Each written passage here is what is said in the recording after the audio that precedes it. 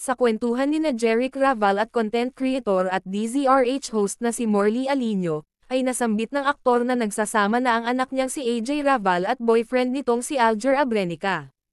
Magkasama sila ngayon, casual na sabi ni Jeric.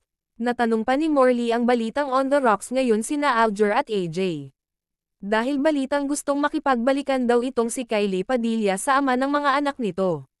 Sinagot naman ito ng diretsyo ni Jeric, sabi niya, hindi naman. Lagi silang magkasama araw-araw. Pag uuwi ng Pampanga yung isa nasa Pampanga rin yung isa.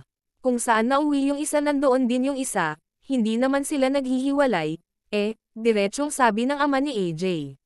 Sa vlog ni Morley na in-upload sa YouTube channel nito kagabi ay natanong nito si Jeric tungkol kay AJ dahil tila nawawala sa limelight o walang pelikulang ginagawa ngayon sa Viva Films. Parang gusto muna niya kasing magpahinga, sagot agad ni Jeric.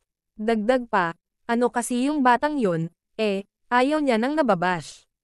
Meron siyang ganon na factor pagka napupulaan siya nagkakaroon siya ng lack of interest sa lahat ng bagay.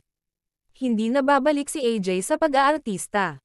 Babalik pa naman yan magpapahinga lang siguro, saad ng ama ng aktres. Inamin din ni Jeric na nanghinayang siya sa anak dahil nakilala na pero biglang nawala. Syempre nanghinayang ako kasi sayang naman nandyan ka na, anyway ilang buwan pa lang naman siyang namamahinga, katwiran ni Jeric.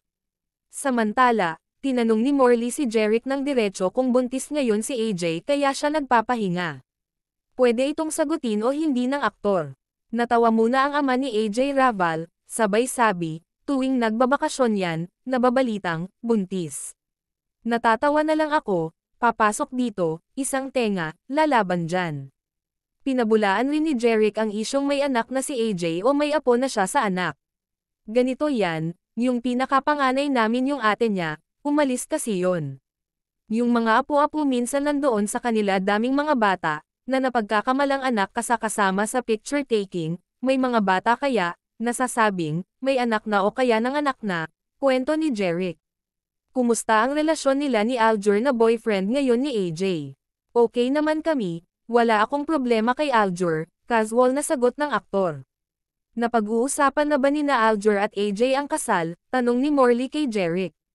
Napag-usapan na namin yan sinabi ko lang naman kay Alger, ayusin mo muna yung problema mo dyan, ang tinutukoy nito ang annulment nila ni Kylie Padilla, ako naman ang hinahanap ko pakasalan mo ang anak ko yun lang. Pag naayos niya yung problema niya. Anyway, sila naman lagi nag-uusap dyan.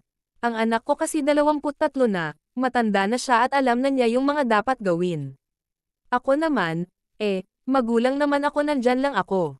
Sabi ko nga hindi naman sa nakikialam ako anak, magulang nga lang ako, pero alam ko kung ano ang mas nakabubuti sa'yo. Sabi ko, kaya mo na yan, basta, maging legal lang, kwento ni Jeric. Nabanggit din ni Jeric na kung saan masaya ang anak ay masaya na rin siya at pag malungkot ang dalaga ay malungkot din siya bilang ama.